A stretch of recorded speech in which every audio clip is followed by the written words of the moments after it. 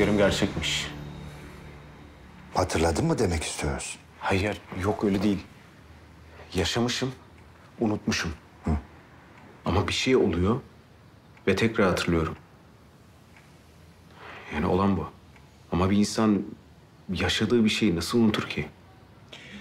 Bu soruya cevap verebilmek o kadar kolay değil. Unutmak istemiş olabilirsin örneğin. Yok hayır, bu unutmak isteyeceğim bir şey değil. Hatırlamak isteyeceğim bir şey. Cihangir, bugün böyle söylüyorsun ama belki o gün unutmak sana iyi geldi.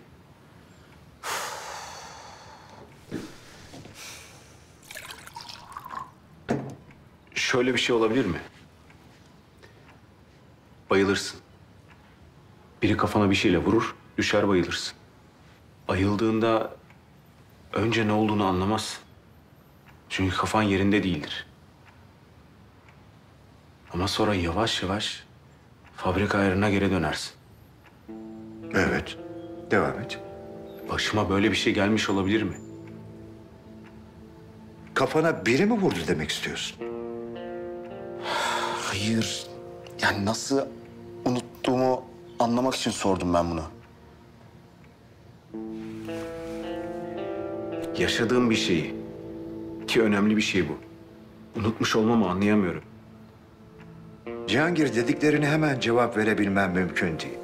Daha önemlisi, hatırladım veya yaşadım dediğin şeyler yaşanmamış hatıralar da çıkabilir.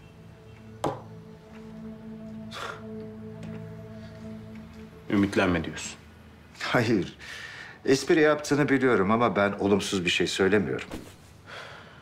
Senin anlattıklarını anlamaya ve yorumlamaya çalışıyorum.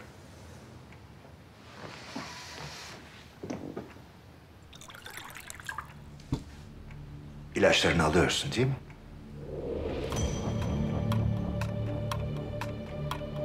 Evet.